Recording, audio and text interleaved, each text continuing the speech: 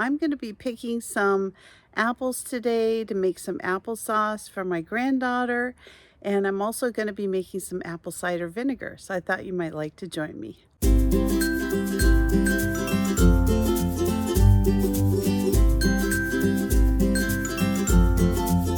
That only took a couple minutes. I like to leave the ones on the lower part of the tree for my dog. She just loves to eat apples off the tree. So the first thing I like to do when I pick my apples is, of course, I like to wash them. And since I'm going to be using the peelings for my apple cider vinegar, I have to make sure that they're really clean. So I'm going to wash them. I'm actually going to put a little bit of vinegar in the water, and then I actually wash them in soapy water, and I clean them again. So it's quite a process, but I really try to make sure there's no bacteria or anything on these apples.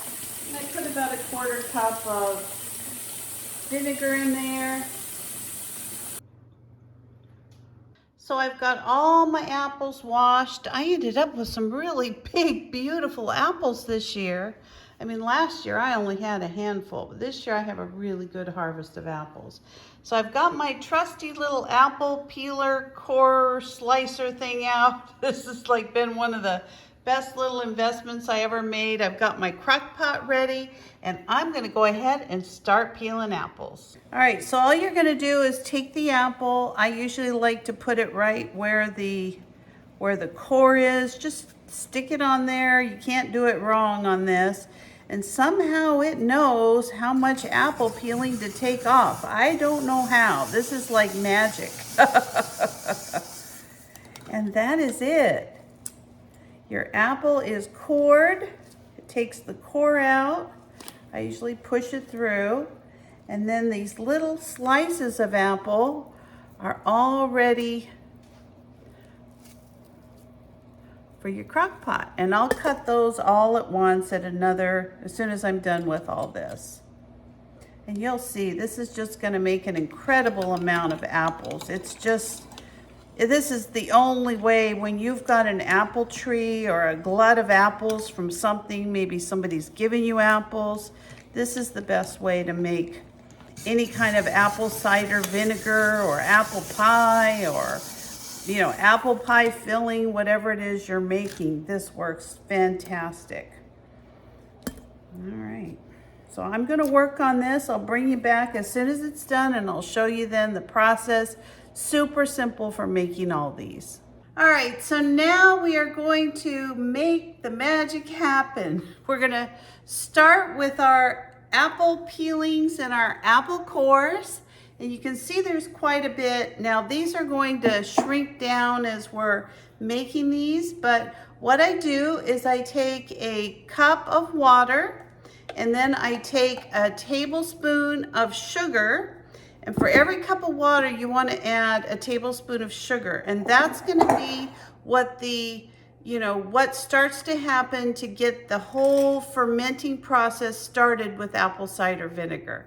All right, this is a 2-cup measuring cup. So I'm actually going to be putting in 2 tablespoons of sugar. So there's 1, there's 2. I'm going to give that sugar a good little stir. You just want it to dissolve into your water. You don't have to do hot water, just room temperature water will be just fine. And then you're gonna just pour that right into your apple peelings. And just keep repeating it until you get these completely covered with water. So you can make as much of this as you like. I have found that really for me, I use apple cider vinegar throughout the year, but I don't use it every single day. And I have some left over from last year actually, so I'm only going to make this one batch.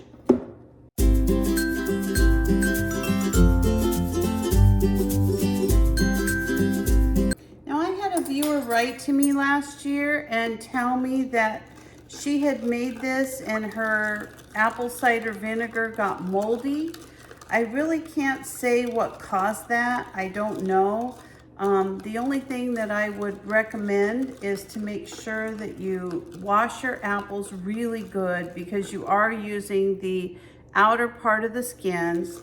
like I said, I use a vinegar bath, and then I actually put them in Dawn soapy water. I wash them and then I rinse them twice before I ever start peeling them. And at that point, you know, then I make sure that my jar is sterilized. I just make sure that there's nothing that can get in there that's gonna be moldy. And then I'll show you how I keep it aerated. This is actually gonna take a couple of weeks to make apple cider vinegar. It's not like an overnight process, but it works really well if you just, you know, follow the directions. I've made this for years and I've never had a problem with it. So not quite sure what would cause the mold on it, unless, you know, mine are all organic apples from my trees. I don't spray them. I don't put anything on them. So I'm not sure what caused that for my viewer, but those are some suggestions I might make. Okay, so I've got all of my peelings covered, just like that. You don't really have to weight it down. You're gonna be setting this aside and you're gonna wait 3 or 4, maybe even 5 days to start getting some bubbling activity, and you'll notice this will change. You just leave it, you know, if you need to add more of the water that's been treated with a little bit of sugar, go ahead and do that. And let me show you what I put over it. You could use cheesecloth, you could use, you know, maybe like a linen towel. I use a coffee filter. I use the unbleached coffee filters. I just put a rubber band around it, just like that.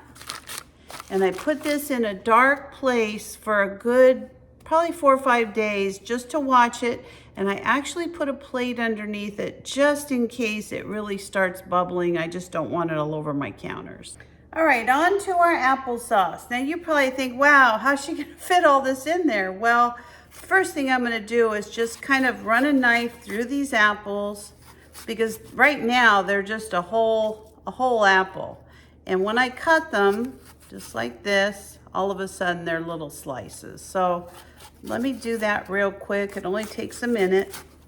Now you can actually make this with some apple pie spice. This is cloves and nutmeg and cinnamon. If you were gonna make this for just kind of a fall applesauce, I'm just making it for my granddaughter, so I'm gonna be putting in some ground cinnamon. And I keep a few jars of this on hand myself because I really like this applesauce to make cakes with. I use this instead of oil, and it really cuts down on the amount of applesauce that you're using. So I use a lot of cinnamon. I love cinnamon. I put about a 1/4 cup of brown sugar in it. Now this is a hefty cup. Probably it's more like a 1/2 cup. You want it packed. Maybe a couple tablespoons more.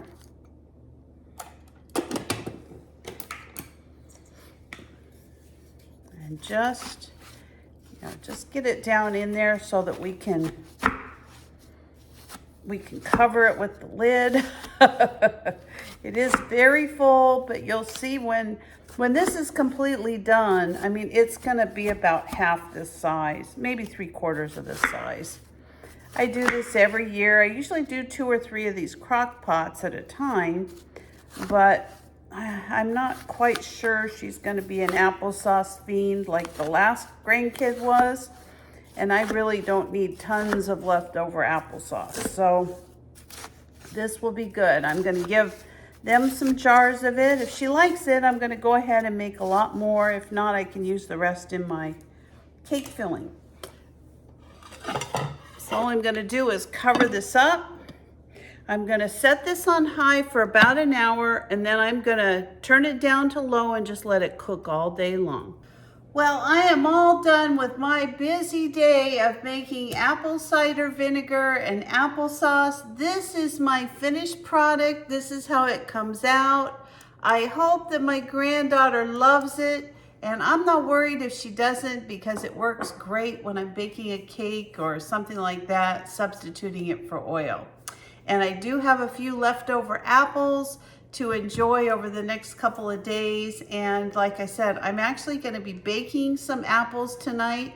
I'm going to try them with some monk fruit sweetener along with a little bit of cinnamon, and we're going to have that with some pork chops that are going to be on the grill with a nice big salad. So I think it's going to be a really nice fall dinner. So thanks for joining me today. I hope this was of interest to you. I hope you enjoyed this video. If you're not a subscriber, please consider subscribing to my channel. Give me a like, a thumbs up, or ring that bell for future notifications, and I'll see you next time. Bye-bye.